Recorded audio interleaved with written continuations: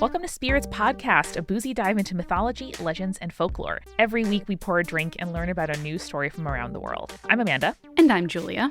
This is episode 273, Aphrodite, for our It's All Greek to Me series. Yep, that's right. This week we are talking about the idol, the gorgeous goddess of love, sex, and not rock and roll, but she sure has a lot of rock and roll moments, Aphrodite! Amanda, initial thoughts and impressions of Aphrodite before we dive in and learn more about her. I mean, goddess of love, right? Mm-hmm. As I was falling asleep last night, I was thinking through my day ahead, and I was like, oh yeah, get to record Julia tomorrow. That's always super fun. Love that. And talk about Aphrodite. Ooh, yeah. Don't tell her she's not the prettiest. I don't remember exactly if that's one of the stories. I think it is, where someone doesn't choose Aphrodite for being the prettiest. And as I'm falling asleep, I'm like, that's the one thing I know about Aphrodite. Don't tell her she's not the prettiest. That's true. You have to tell her she's the prettiest. Though, yeah, as we'll talk about later, even calling her the prettiest is not a guarantee that bad things won't happen. Yeah. So Aphrodite, beautiful love and sex goddess from Greek mythology. And actually, Amanda, before we get into this one, I've pulled quite a few either poems or quotes from various stories regarding Aphrodite. Do you think that maybe we could do some poetry corner in this episode? Yes, please. My favorite. For non-Patreon people, Poetry Corner is a bonus episode kind of style that we did occasionally on the Patreon, and we probably will do in the future. But it is Amanda reading me poetry, and then I am like, oh, let me tell you what I think about that. But instead, Amanda, I'm going to read you the poetry, and you as an English major are going to tell me what you think of it. Oh, incredible. To have to dust off that degree, baby. That's what I want for you. I want you to be able to use it all the time. Thank you. To get us started, we're going to start with a little primer from our girl Edith Hamilton to kind of get a picture of what we're dealing with here. Edith Hamilton describes Aphrodite as, quote, the goddess of love and beauty who beguiled all, gods and men alike, the laughter-loving goddess who laughed sweetly or mockingly at those her wiles had conquered, the irresistible goddess who stole away even the wits of the wise. Oh, that's very good. And also really sets up Aphrodite as like a girl boss in the way we define it in 2022, which is like probably problematic, right? And like is probably, I don't know, is like the spiritual successor of the girls who made fun of your outfit in the cafeteria. And I think when you say that somebody like loves laughter, it's like, okay, at or with, you know, if I'm on the side of it, it feels great. And if it's directed not at me, I'm probably like, phew, it's not at me. So I am very curious how the poetry is going to characterize her. Ooh, perfect. So let's actually dive right into our first poem, right? So this is one of the Homeric hymns, which calls her, quote, a beautiful golden goddess. And then we'll get into the full quote, which is about basically her birth, which is a story we'll tell afterwards. The breath of the west wind bore her over the sounding sea, up from the delicate foam to the wave-ringed cypress, her isle. And the hours golden-wreathed welcomed her joyously. They clad her in raiment immortal and brought her to the gods. Wonder seized them as they saw violet-crowned Cytherea. Wow. I mean, let's start with a sort of look at the motifs here. And one of the best ways to start analyzing literature, if that's not something you've done before, is to look at colors, because colors are laden with meaning. And we've talked on the show before about how purple is often a color associated with royalty, and different cultures will have different contexts, but at least in the literature I analyzed, that's one of the ones that I learned. And gold, you know, it's beautiful. It's about the morning. It's about being touched by a god. It's about royalty as well. And so those are the two things that really jump out at me. Yeah, absolutely. And we will learn a little bit more about her colors later, but gold is absolutely one of her colors. Like almost always, she is the beautiful golden goddess. She is golden wreathed or golden footed or something to that effect. And two, I mean, she is really being characterized as like a gift that all of nature has come together to deliver, right? Like we're talking about breath, about waves, about, you know, wind and the sea, like the foam, everything is kind of like coming together to like lift her and bring her up and place her where she needs to be. So it really feels like the, this is a God-given gift. This is like a nature-produced gift. This is not somebody sort of trying to make a place for themselves. This is like, yes, you are being treated as you deserve. Yes. I think that's absolutely true. And what I really love about this description and kind of the idea that I think the Greeks are coming across is this idea that like Aphrodite is so beautiful and that beauty is her power. Like with Edith Hamilton, she was saying like her beauty is so irresistible that it can steal away the wits of the wise. I think that's an incredibly like powerful imagery when it comes to Aphrodite. And in writings or stories about her, it's said that the winds would flee before her and the storm clouds would disperse when she arrived. Wow. It's beautiful. Like where she walked, sweet flowers would flourish. Radiant light spreads from her and the waves of the sea laugh as she stands on the shore. Like so beautiful that even the beauty of nature falls before her. Yeah, and it's just like stuff going your way, like being aligned with the world. That's how I feel occasionally when like I make 2 subway transfers in a row, or when like I get to the bus stop just as the bus is coming up and I'm like, oh yeah, thanks society, or like, 3 green lights just as I pull up to them, where it feels like the world is on easy mode, or like, the sort of, metaphorical like ramp has been lowered to let you down. Yeah. I mean, I feel like that is the kind of world that Aphrodite lives in, where everything bows before her and she's just very much used to it. The poets would even say that without her, there is no joy or loveliness in the world. Wow. I mean, big shoulders, I guess, to stand on. Big ups to Aphrodite. And I mean, I don't blame them for speaking so highly of her, because yes, all of this joy and loveliness that she brings is wonderful. But at the same time, as we've learned from all of these episodes of talking about the Greek gods, this is not the only side of her, obviously. Yeah, like what happens when this goes wrong, right? Like if you're the kind of person who's used to like you extend your hand when you get to the office and someone puts a perfect iced coffee into it, what happens when it's not there? I'm really having a sort of girl boss metaphor, maybe because I finished inventing Anna Delvey yesterday. It's all here. This is the soup that I'm bringing to this episode. I love it. Bring that soup, Amanda. And by soup, I mean context. Yes. It's the bean soup. It's Apollo's here. Oh no. It's the broth that suspends the stuff of life. I don't know. I was like, is that a quote from something, or you just made that up? No, it's not. Incredible. I love that for you. Thank you. Yes, so she could be treacherous, she could be malicious, she could be even deadly and destructive against those who wronged her. It was also said that the myrtle tree was sacred to her, and the dove was the animal that was most closely associated with her. Okay, I mean, the most beautiful of birds in theory? Yeah, I mean, very, very beautiful. Certainly. Especially like the pure white dove is beautiful.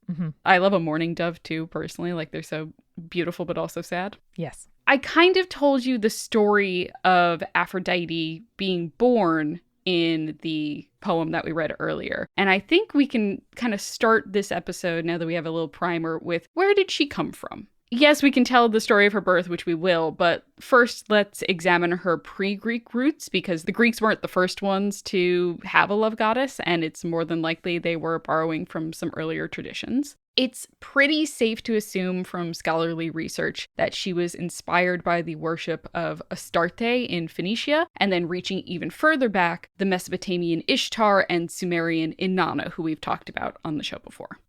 All 3 of these goddesses were associated with sexuality, fertility, and procreation. However, all of these goddesses kind of fell into this role of Queen of Heaven, and Aphrodite decidedly does not have that title in Greek mythology. So while she was an Olympian, she never really enjoyed the status that these other 3 goddesses had among their worshippers in their own hierarchies. Probably because like that's the typical Greek thing where it's like, we're going to take our gods and then the ones that we're transporting in from other places are going to be slightly lesser. Yeah, I mean, it's not a great look to say, oh, hey, great god you have here.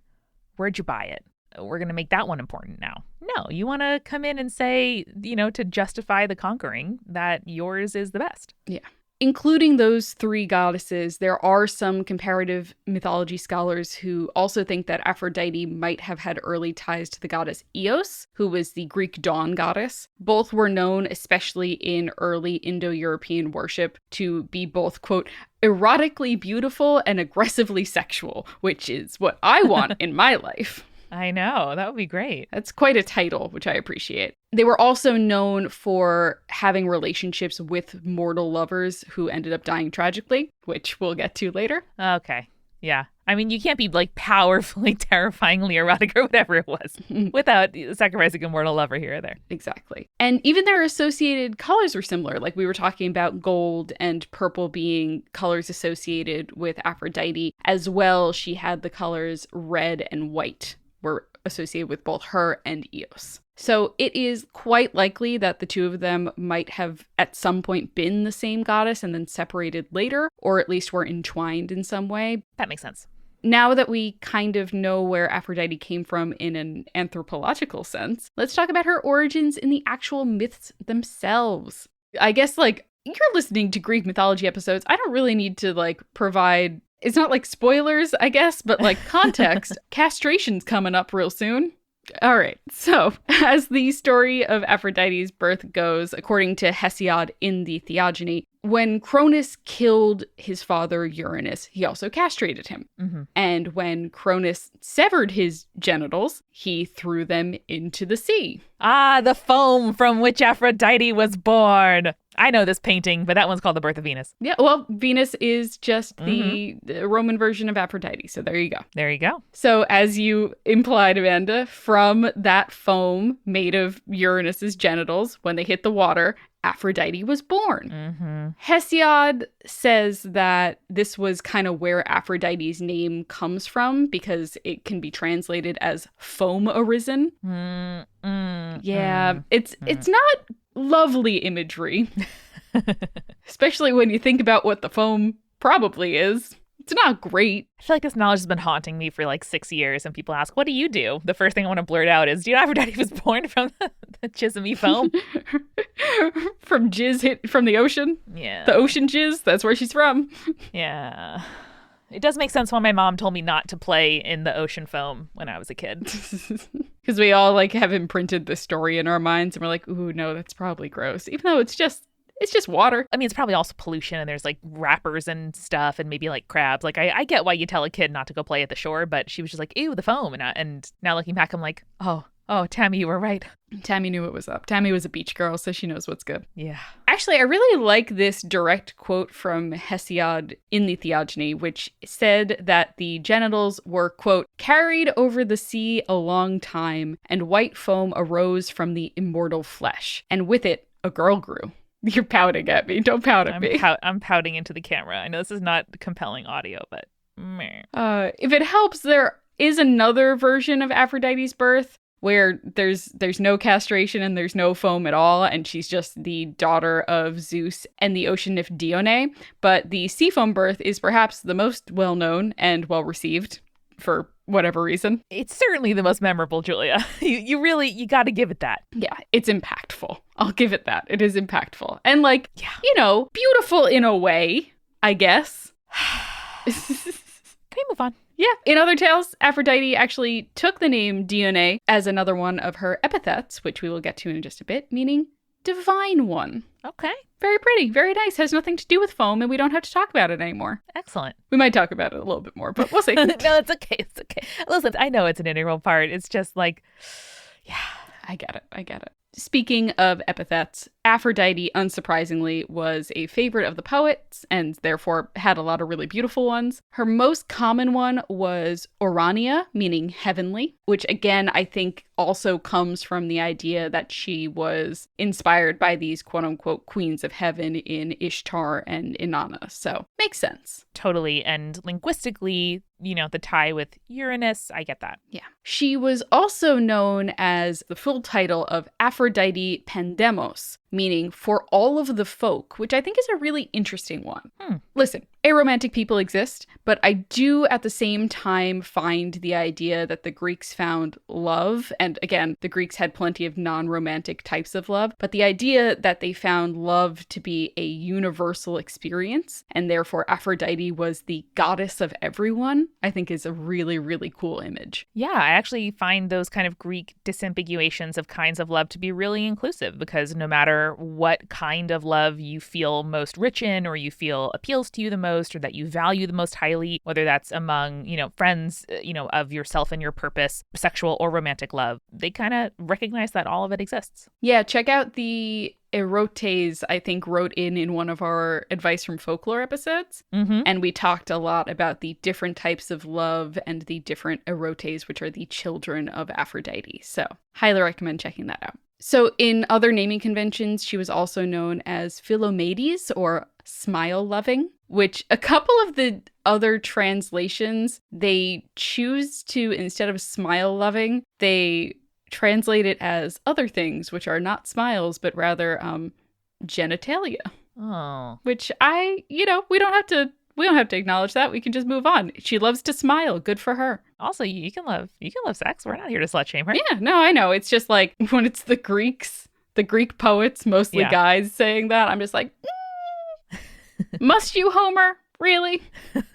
So she was also called Cyprian and Cytherea because of her association with those places. Those were the mountain and the island that she was said to have been born upon the shores of after the sea foam incident. Mm-hmm, mm-hmm. So important. She was also called Aphrodite Enkopios, or Aphrodite of the Gardens in Athens, and also was called Elamon, or the Merciful, in Cyprus. Again, Cyprus, her hometown, so they're very nice to her there. The Spartans called her Potnia, or Mistress, Morpho, meaning shapely, and my personal favorite, which is Emboligera, or she who postpones old age. Oh, I mean, that's a very fun way to put that. That is a nice one. I like it quite a bit. And, because she is this goddess of sex and beauty, it makes sense. Not that older people or signs of aging are not beautiful. A lot of signs of aging I do think are beautiful. I was talking to Jake about this the other night, where I was like, some people, I look at them when they were at their quote unquote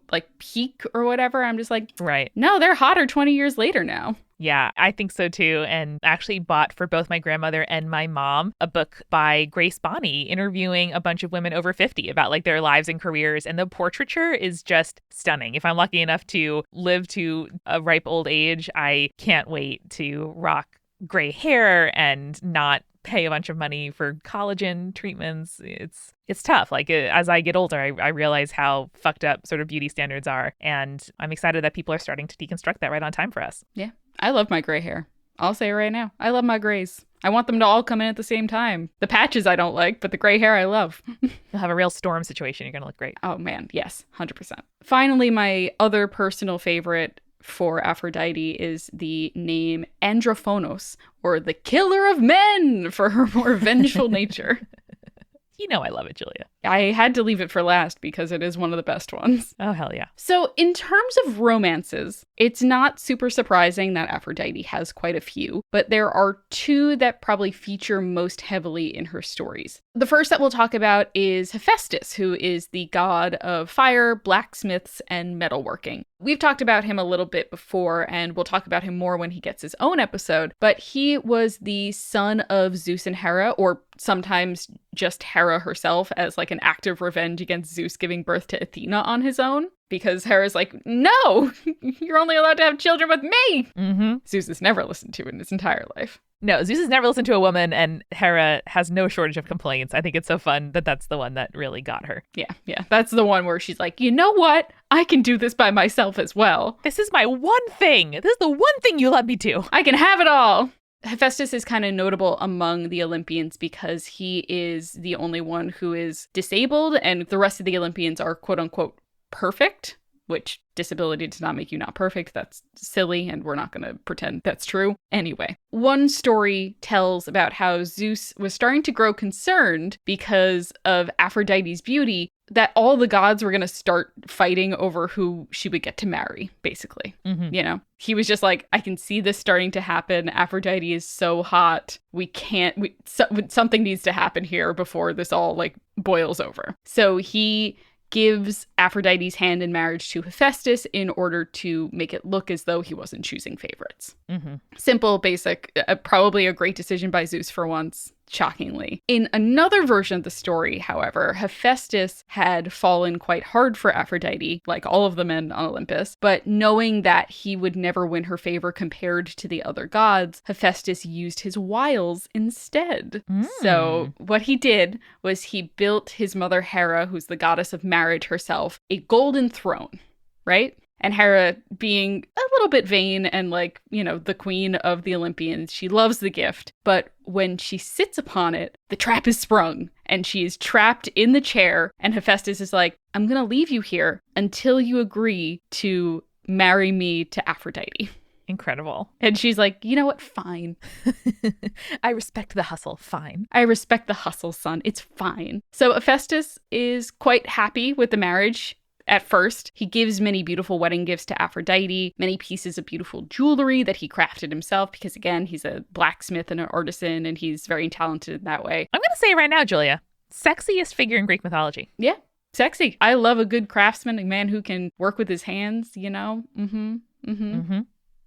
So many beautiful pieces of jewelry, but most importantly to Aphrodite, the Stropheon, which was basically a girdle or a very early version of a bra that accentuated her breasts, and it was said to make her even more irresistible to men. I don't know if this is the intention of the myth, but I really love it when a partner is like, yeah, look how fucking sexy that person is. That's my person. And I think it's so wonderful when we grow up hearing so many slut-shamey, body-shamey tales of, you know, enforcing modesty for fucked up cultural reasons and not empowering reasons that you choose. I love the idea that he's like, yeah, of course you're beautiful and I want you to feel as beautiful as you wish and look as beautiful as you can because, like, fuck yeah, dude. The relationship between Hephaestus and Aphrodite, which unfortunately, like, did not age well. Yeah. A real early wife guy. Yeah, he's a real wife guy, and I appreciate that for him. You know? We love it. However, and I feel bad going into this now after we're like, yeah, Hephaestus, you deserve this wonderful marriage. Julia, I only get to have unproblematic faves in Greek mythology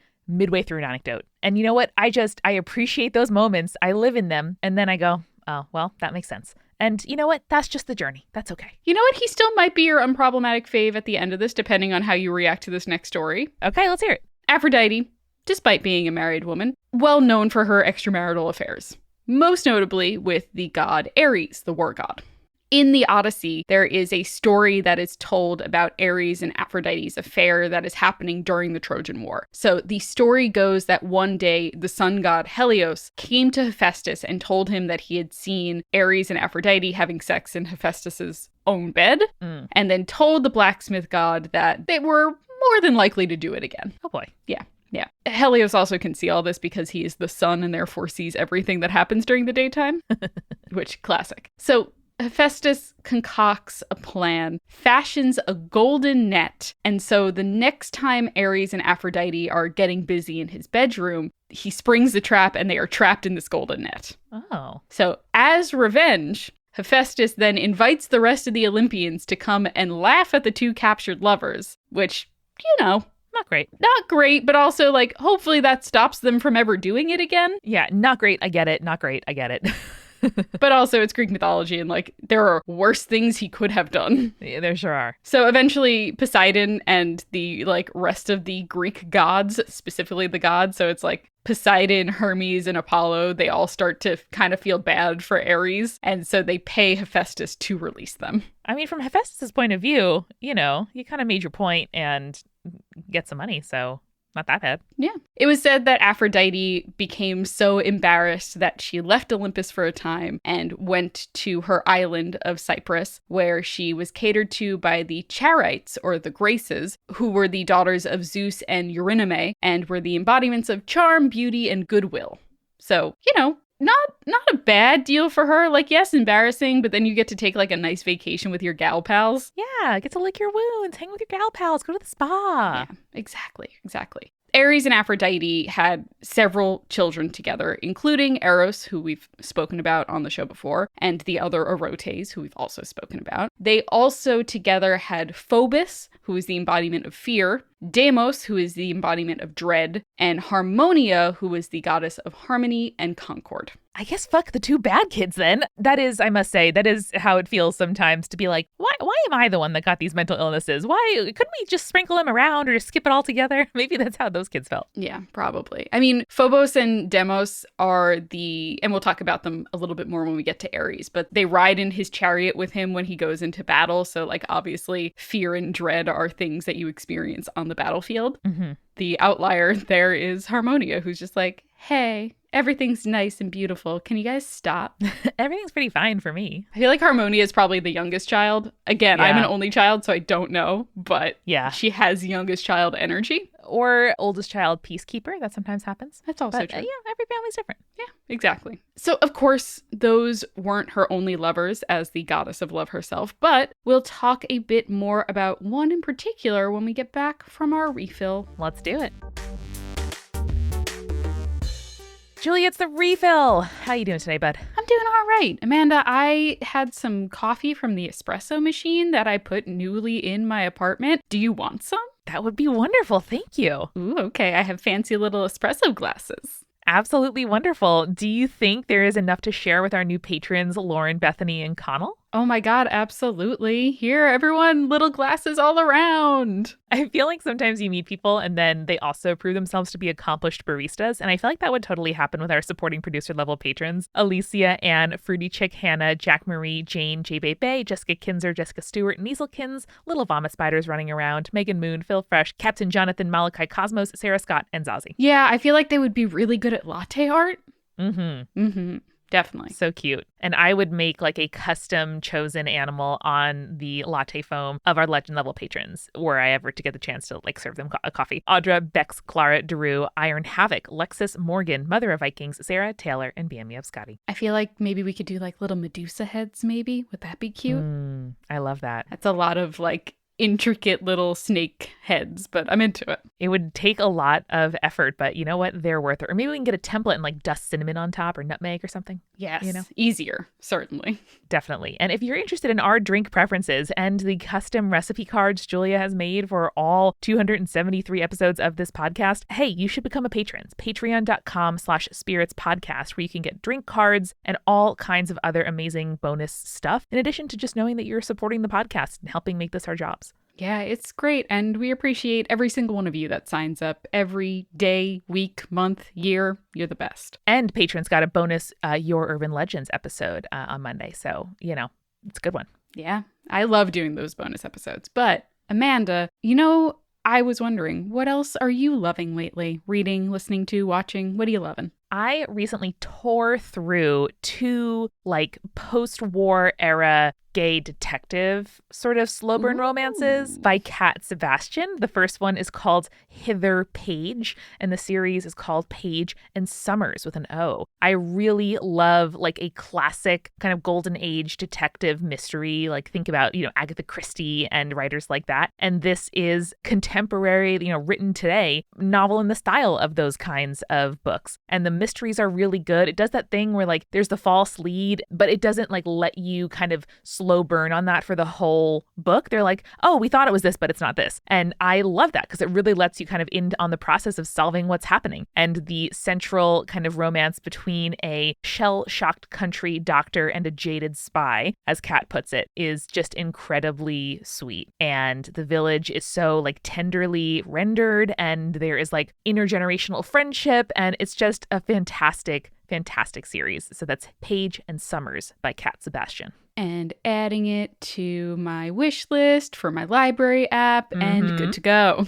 Yep, Hither Page is book number 1. Incredible. Now, Amanda, what if our listeners were craving something a little bit more further out there than post-war romances and wanted to learn about, like, other planets and stuff? What would you recommend? Not just other times, but other worlds? Yeah. Well, I mean, there's one podcast for that, and it's Exolore. You gotta listen to Dr. Moiya McTier, who's an astrophysicist and folklorist, talking about fictional worlds, how you build them with expert guests, talking to professional world builders, and of course, reviewing the merits of worlds that have already been built. Moiya is so thoughtful and smart and lovely, as you know from our Advice from Folklore episodes, and she is a wonderful interviewer. I just did an interview that's going to be airing perhaps in the future on the show, and being interviewed by Moiya is a lovely experience. I get now from the other side of the microphone, or the headphones rather, why the show is so great. So subscribe today by searching for Exolore in your podcast app or going to exolorepod.com. Link is also in the description, as always. Now, Amanda, we just talked about in the episode about the girdle that Hephaestus made for Aphrodite that just enhanced her boobs so much that they became even more magical. And now I don't have Hephaestus to make my bras, but I do have Third Love, where their bras and their panties and their pajamas make me look sexy but also comfortable. And that is truly a gift of the gods if you think about it. Yeah, I feel kind of like a goddess rising from the sea when I get up in my extremely incredible silky camisole set that they sent us recently. Their sleepwear is to die for. I feel like a goddess. There's no other way to put it. It's so comfortable. It's so cute. I love it. Yeah, and Third Love does comfort so that you can do you. Their underwear, their activewear, and all of their feel good in it all day wear is designed to hug better, to hold stronger, and support for longer. And you can just take a real quick quiz from them. It makes it super easy to find the bra that actually fits you, and you are going to love your fit guaranteed. Amanda talked about a set that they sent us, and oh my God, mine arrived on Valentine's Day, and it was the greatest Valentine's Day gift that I received / could give. To yourself and your boobs. And my boobs. Exactly. So feeling is believing, and you can give your boobs the 24/7 comfort and support that they deserve. Upgrade your bra today and get 20% off your first order today at thirdlove.com/spirits. That's 20% off at thirdlove.com/spirits. Julia, I love nothing more when I come home from a long day at work or when I am just feeling like I need a little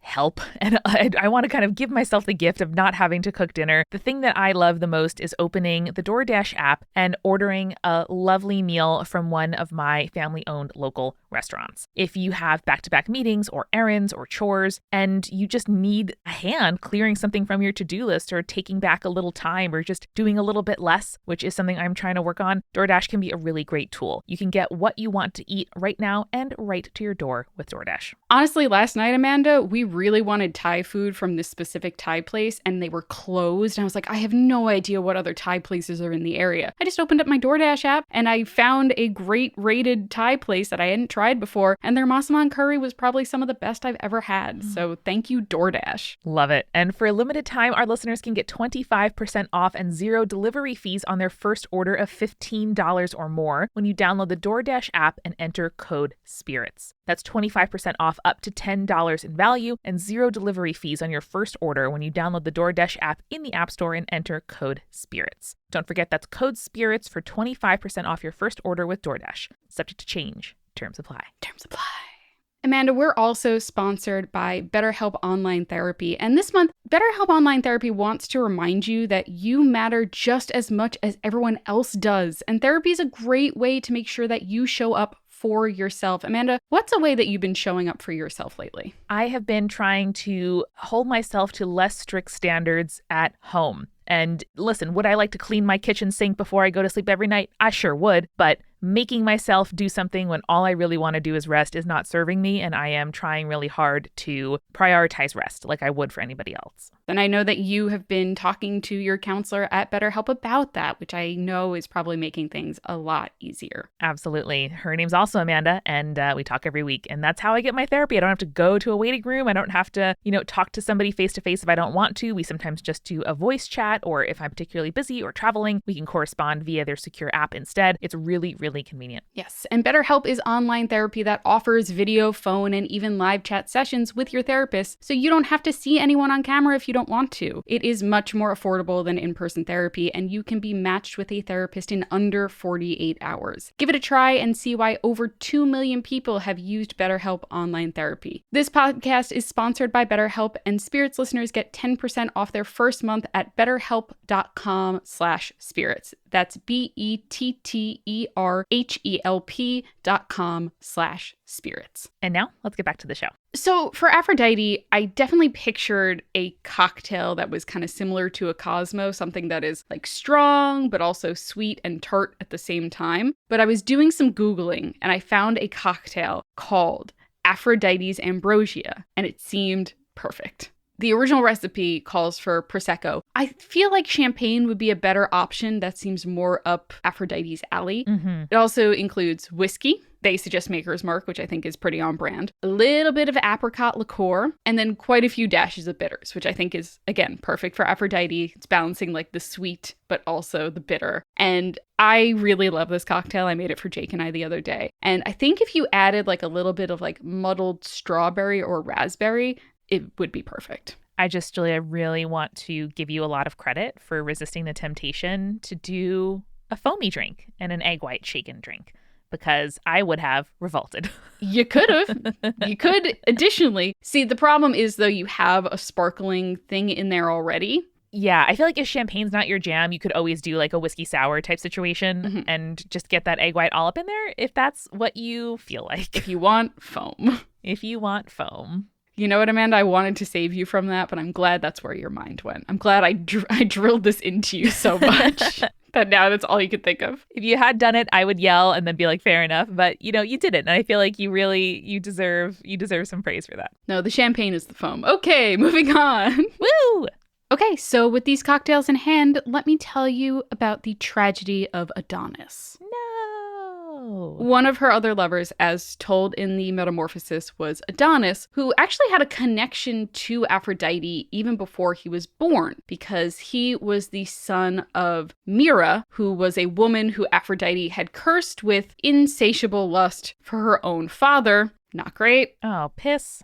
That's not a great curse. It was because Mira's mother had bragged that Mira was more beautiful than Aphrodite. Again, don't do that. I don't care if it's not yourself. Don't ever say anyone is more beautiful or more talented than any goddess. It's just not smart.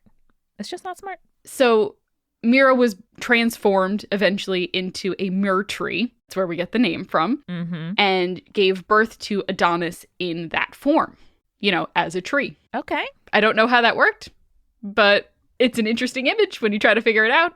It is. Seems painful, but I'll leave that to the gods. Yeah. So Aphrodite came to claim the baby after that in the woods where he was born from a tree and gave him to Persephone to be fostered in the underworld until he came of age. Okay. Why she didn't do it herself, I'm not sure, because she has had other children, so it's not like she is unfamiliar with raising a child, but gives the child to Persephone to raise. When Aphrodite returned to take him back from Persephone years later, she found that Adonis was just an incredibly handsome young man.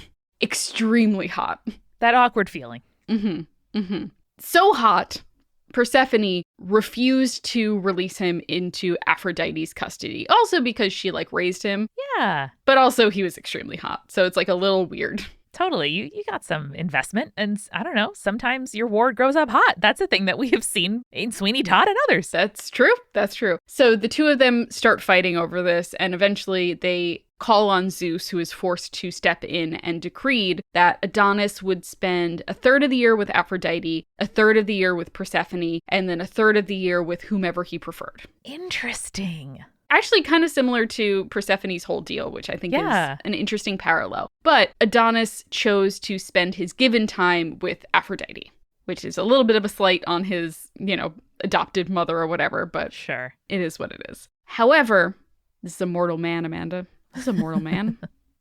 He can't be a lover of Aphrodite and not suffer. Yeah, exactly. So one day he was out hunting, as you do when you're a young, handsome Greek man. And he was wounded by a wild boar. Not again with the wild boars. Fuck. Well, interestingly, in some tellings, the boar was sent by Ares, who was jealous of Adonis for spending all of his time with Aphrodite. I mean, sure. And the boar is the, animal of Ares, so it makes sense. Brutal.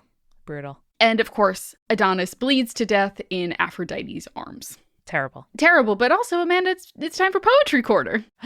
What a poetic image. Because we're going to tell the poem of what Aphrodite says to the corpse of Adonis. You ready? Oh, baby, let's do it. So she says to him, "You die, O thrice desired, and my desire has flown like a dream. Gone with you is the girdle of my beauty, but I myself must live who am a goddess and may not follow you. Kiss me yet once again, the last long kiss, until I draw your soul within my lips and drink down all your love." And then the poem continues. "The mountains all were calling and the oak trees answering, 'Oh, woe, woe for Adonis, he is dead.' And echo cried in answer, 'Oh, woe, woe for Adonis.' And all the loves wept for him and all the muses too." Wow. My personal favorite section of this is the "Kiss me yet once again, the last long kiss, until I draw your soul within my lips and drink down all your love." It's very physical, like holding them in your arms. I know death was always more embodied and closer to home for like all of human society than it is for us now, where that, generally doesn't happen within our homes. And we have to use our traditions to figure out how to, have physical reminders of death, mourning, moving on, things like that. But this is, it's very moving. And, we also kind of see, as echoed in the previous poem, nature comes together to kind of add its weight to your feeling. Like the world is sharing in your grief, in your feeling. And that's really moving. Yeah. I'm glad that you pointed out the physicality of the poem and kind of what is being described in the scene, because I didn't put two and two together. And Aphrodite is an extremely physical goddess. Like a lot of her power comes from her beauty and her looks and like, the physicality of sexuality. And so the fact that she is like, pressing her lips against the dead lips of Adonis and is holding him there and is like talking about drawing his soul into her lips and drinking down his love, like that is a very physical and honestly, like, it's a pretty erotic, like, oh man, you've died poem. Yeah, I'm not going to lie. My first thought was about Pyramus and Thisbe, the satirical play within a play in Midsummer Night's Dream, where two lovers, Romeo and Juliet style, are dramatically, longly dying. And the fact that it was so parodied when Shakespeare was writing, which seems to us to be like the height of classicism, in the 2000s, just makes me laugh because like this is obviously a thing that has existed for long enough that he parodied it then, and we're still parodying it now. But a thing that you parody gets parodied because something about it works and something about it sticks and it becomes prolific and it becomes a really integral part of some part of like art or society. And so I get it. Like this is, that's why the phrase Adonis is a phrase that we use. And these associations, I didn't know about, but it makes sense that that's sort of the pinnacle of like a beautiful form. And of course you miss that when it's gone. Absolutely. And I also just like the idea of, we talked about this in the Hermes episode, but the separation between like the immortality of the gods and mortals in the underworld. There's like a very clear line that the gods cannot cross when it comes to entering the underworld. And Aphrodite knows this. Yeah. Oh, Aphrodite. Now I'm sad about Aphrodite, which I wasn't expecting to talk about this episode. Oh. But yeah, Aphrodite, being the goddess of love, has in times gotten her in trouble in the past. So, for instance, there was a time told by Homer where Zeus became irritated that Aphrodite was encouraging these romances between the gods and the mortals. It's like, that's what I do. That's my thing. So, in revenge, he made her fall in love with this handsome mortal shepherd. The guy was a shepherd, but also a prince. There's a lot of like princely shepherds that happen in Greek mythology. Like, I get it, but I don't get it. You know what I mean? Mm-hmm. And this particular mortal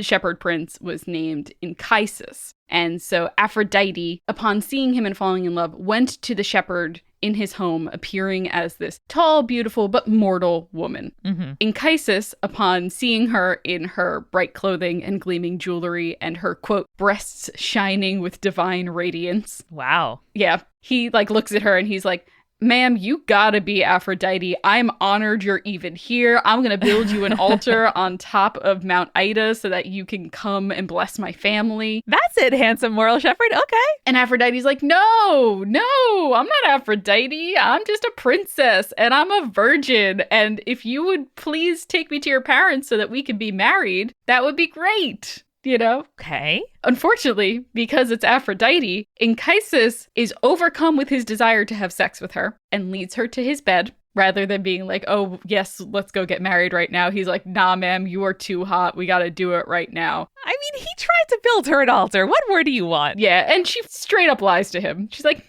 no, I'm not Aphrodite. It's so flattering that you would say that, but no. So the two of them have consensual sex. This is not like a non-consensual thing. And after they are done, that is when Aphrodite reveals her true divine form. She's like, all right, I got what I want, which is having sex with you. Awesome. And Anchises, upon seeing her full divine form... Does he just perish? I mean, he doesn't fully perish, but he is terrified.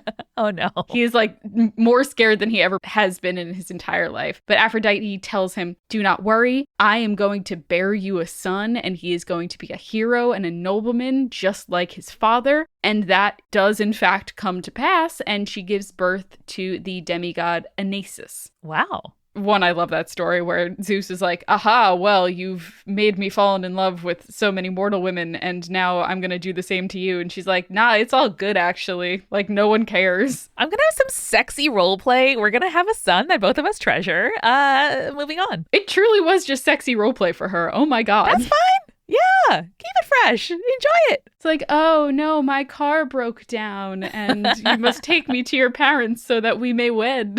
Yeah, hey, stranger in a bar. Like, great. Oh no, that image is going to be stuck in my head forever. Thank you for that. Yeah. Have a sexy shepherd role play. Enjoy yourselves. Just do it. Live your one mortal life. So much like the other gods in Greek mythology, Aphrodite was a goddess that was great to have on your side, but not the type to be trifled with. Mm-hmm. She loved love, as you can imagine, and she loved when people appealed to her vanity in order to win her favor. Sure. For example, she aided the nobleman Hippomenes when he was trying to win the hand of the warrior woman Atalanta, who we talked about a little bit before. Atalanta basically said that she would refuse to marry any man who couldn't outrun her in a foot race. And those who lost, she would then behead. That's girl bossing, baby. Truly, truly. So Hippomenes desperately wanted to marry her, and so he went to Aphrodite. And Aphrodite gifted him these golden apples and instructed him to toss them in front of Atalanta as she ran. So he did what he was told, and Atalanta, seeing the beautiful fruit, stopped to stoop down and pick up each one, which allowed for Hippomenes to outrun her. I love the idea of just like a strong, strong lady being like, ooh, a nice fruit, and then stopping. Like, that's so relatable to me. Highly. As someone who I know loves apples, Amanda, I can see it. Oh, yeah. Nothing like it. However, of course, there's always a however. Hippomenes forgot to thank Aphrodite and repay her for her kindness. No! Which you can't do. You can't do that. Gotta kiss the ring. As a result, Aphrodite filled the couple with lust while they were visiting the temple of Cybele. And Cybele, for those who don't know, primal nature goddess. She saw this defilement of her temple happening and then turned the couple into lions as punishment, which also satisfied Aphrodite. Yeah. I mean, my head's just in this space now, but like, that's some like do or die romance trope right there. Yeah. That's a thing. Obviously, this is not her only instance of revenge. For example, when the women of the island of Lemnos refused to make sacrifices to her, she made all of them stink so badly that their husbands refused to have sex with them. Damn, Aphrodite. Really stooping low. Yeah. And then in their rage, these women killed all of the men on the island and were supposedly so sex-starved when Jason and the Argonauts arrived there that Aphrodite was like, fine, you guys can have sex again. And so Jason and his crew were allowed to help repopulate the island, and the women of Lemnos became devoted to Aphrodite. If only it was the island of Lesbos, Julia. If only. If only. We will talk a little bit about that later, though. Another silly man who didn't honor Aphrodite was the famous chariot racer Glaucus, who managed to piss off Aphrodite when he refused to let his horses mate because he believed that it would hinder their speed. Oh. Fascinating. And so Aphrodite was like, no, you gotta let these horses fuck. And he's like, no, I must win all my races. Oh my God. And then during a race, Aphrodite drove his horses mad and they tossed him to the ground and tore him apart. Oh my God. Amazing. Again, like I appreciate, Julia, that you brought aromanticism and asexuality into this discussion early, because it is simply not true and outdated and harmful to assume that this is something that every human being innately needs, wants, or should do. And I also appreciate that Aphrodite is kind of like, yeah, if you like to have sex, you should. Like, if you like to have sex, yes, you know, it's fucked up not to let you do that. Yeah. And, you know, overcorrects in lots of bad directions, but it is something that I appreciate. One of the reasons I think that Greek mythology remains is because it goes so against kind of puritanical culture under which we grew up. There's something like very sort of modern about it, which is not totally right and doesn't get the whole picture, but is a useful ingredient to kind of add back into the soup. Amanda, we would be absolutely remiss if we didn't talk about Paris and the decision that led to the Trojan War. Let's do it. So this all started with the marriage of Peleus and Thetis, who would eventually give birth to the hero Achilles. This was an event that, like, all of the gods and goddesses were invited to, except for the goddess of discord, Eris. This, of course, pissed off Eris, and she came to the party anyway, showing up with a golden apple that had the phrase, "for the fairest," inscribed into it. It's a trap. It's a trap. The apple's a trap. Well, listen, being the goddess of discord, of course it is. And so she just chucked it into a crowd of the goddesses like a grenade and then settled back to watch the chaos ensue. This is fully what I'm going to picture next time I see a bouquet throwing happen at a wedding. Do you want me to just like get a nice golden apple for you and to carve "for the fairest" into it? That would be great. And then I'll eat it. Yes. And then I'll share it with Eric, and then we'll have a great day. Yes. Of course, almost immediately, the apple is claimed by Aphrodite, Hera, and Athena. Each believed that the inscription meant that it was theirs. That's girl bossing, baby. Exactly. And of course, when they could not settle it between them, they turned to Zeus, who was already like, it already looked like Zeus was starting to sweat because he did not want to get in the middle of these three. And so he tasked the Trojan prince Paris with making the decision. And I want to note something here that doesn't typically get discussed in this part of the story. Paris isn't at the wedding. Really? He is over on Mount Ida in Troy, taking a bath in a hot spring, when all of a sudden Athena, Hera, and Aphrodite appear to him. Incredible. Like, imagine you're just taking a nice fucking bath and the three hottest women you've ever seen just appear and ask you, "Hey, which of us is the hottest?" Incredible. You're like, well, I'm probably about to die, but what a final act. Of course, for Paris's mortal eyes, they are all equally beautiful. And Paris is like, "Ma'am, please, I can't decide. Please don't make me decide." And so the goddesses have to kind of resort to bribes at this point. Mm-hmm. Hera offers up power over all of Asia and Europe. Pretty great. Pretty great. Athena offers up wisdom, fame, and glory in battle, which he probably should have taken given what happens next. And then Aphrodite promises him that she would let him marry the most beautiful woman on earth. Oh, Paris. If only you'd chosen better. Yes, so Paris declares Aphrodite is the winner. The problem, Amanda, in case you don't know the Trojan War, is that the most beautiful woman in the world is already married to King Menelaus of Sparta, and her name is Helen. And there's just a lot of dominoes happen after that. Yeah, so Aphrodite leads Paris to Menelaus' home to help him steal away Helen. The two other goddesses, Hera and Athena, sided with the Greeks as Menelaus led them into battle to take his wife back, while Aphrodite remained on the side of the Trojans. And the Trojan War happened. There we go. All right, to wrap us up, Amanda, Aphrodite, we got to talk about her festival. Okay. She had one main festival. It was known as Aphrodisia. It was celebrated mostly in Athens and Corinth. The festival was to celebrate Aphrodite's role in the unification of the city of Attic on the island of Cyprus, which, as I mentioned, was Aphrodite's like home spot. And this festival would happen what is like modernly around late July to late August. The festival would begin with the purification of Aphrodite's temple through the sacrifice of a dove, her sacred bird, and then an offering of salt due to Aphrodite's connection to the sea foam, and also bread, which was typically shaped in a phallic-shaped loaf. Incredible. Also, male goats were given as offerings to the temple, though not sacrificed, because this was basically designed to not be a very bloody festival to appeal to Aphrodite's sensibilities. Additionally, acts of service for the temple were very popular, especially in Attica. So worshippers would wash the statues, they would coat the temple roof in pitch, they would dye purple cloth for ritualistic clothing, that kind of thing. Damn, really just showing your love by helping clean up the spot. I love that. Exactly. And then most notable about the festival is the fact that many of the worshippers were actually sex workers, as Aphrodite was their patron goddess. Right on. Right on, right? Couple of like last things about Aphrodite. Her worship was intrinsically tied with her iconography. So I mentioned the dove, which I think is worth pointing out was also a symbol of both Inanna and Ishtar.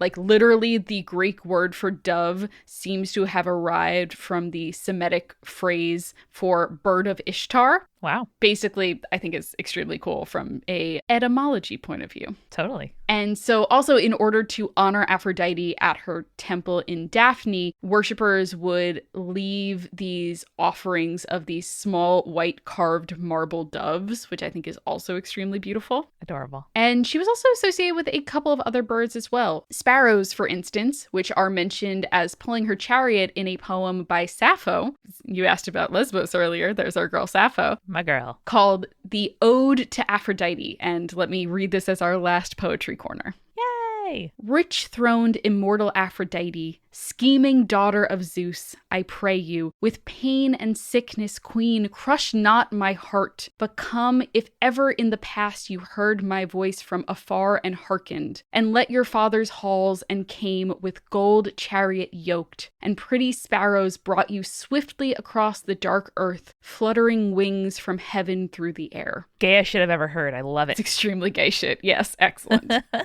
With pain and sickness, queen crushed on my heart. Ma'am, you've heard me pining in the past. This time I'm pining for real. Come help. With pain and sickness, queen crushed on my heart. Let my loved love me back for once, ma'am, please. Please. Make her notice me. Make her notice me, please. Oh, I love it. I just really like the idea of sparrows fluttering in the darkness. Like, that's a really, like, beautiful but also scary imagery. Mm-hmm. Yeah, and very becoming of Aphrodite. Yeah, and it really, I think, captures what it is to ask a deity for help. Like, it's not a light thing, right? And it's sort of acknowledging, like, I know I've asked in the past. If ever you're going to help me, like, now is the one. And you have to cross that distance. You have to go from your father's halls. You have to come in a gold chariot. You have to be carried by birds across the earth through the dark expanse from heaven. And like that, I think, really makes serious the ask. It really shows the kind of like the depth of suffering, the size of the favor. And you're right, Julia, like saying, like, I know in the past I've said it, but this time I really mean it. It really just gives it weight and gravity. Yeah.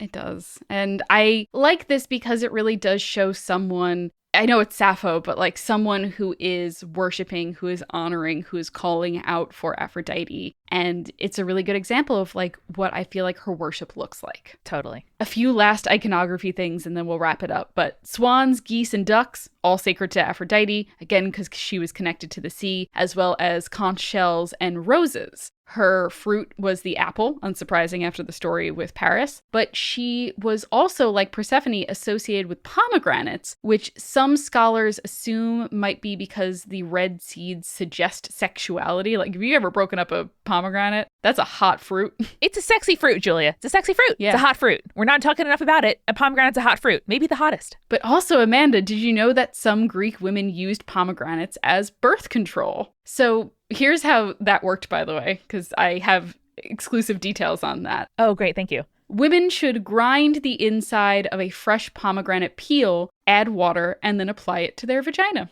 I mean, was there like acidity, like a spermacidic, there's probably a reason people did that, right? So this comes from a guy named Cyrannus of Ephesus, who was a Greek physician who notably wrote a 4-volume treatise on gynecology. So really just one of those, like, write some stuff down and hope one of it works situations.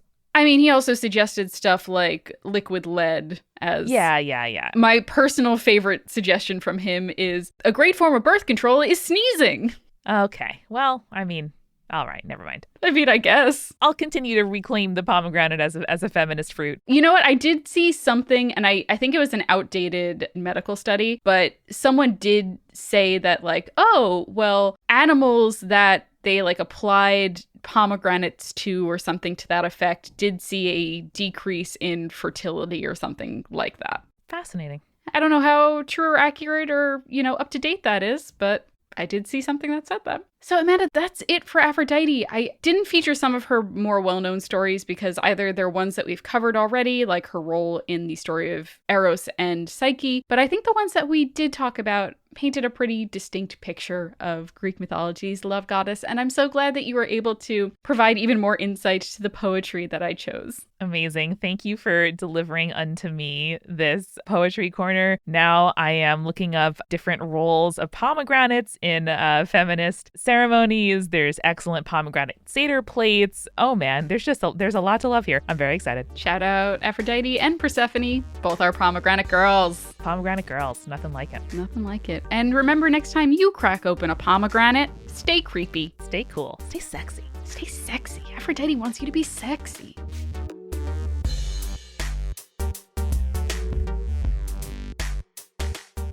Spirits was created by Amanda McLaughlin, Julia Schaffini, and Eric Schneider, with music by Kevin MacLeod and visual design by Allison Wakeman. Keep up with all things creepy and cool by following us at Spirits Podcast on Twitter, Instagram, Facebook, and Tumblr. We also have all of our episode transcripts, guest appearances, and merch on our website, as well as a form to send us in your urban legends and your advice from folklore questions at spiritspodcast.com. Join our member community on Patreon, patreon.com/spiritspodcast, for all kinds of behind-the-scenes goodies. Just $1 gets you access to audio extras with so much more, like recipe cards, both alcoholic and non-alcoholic, for every single episode, director's commentaries, real physical gifts, and more. We are a founding member of Multitude, an independent podcast collective and production studio. If you like spirits, you will love the other shows that live on our website at multitude.productions. Above all else, if you liked what you heard today, please text one friend about us. That's the very best way to help keep us growing. Thanks for listening to Spirits. We'll see you next week. Bye.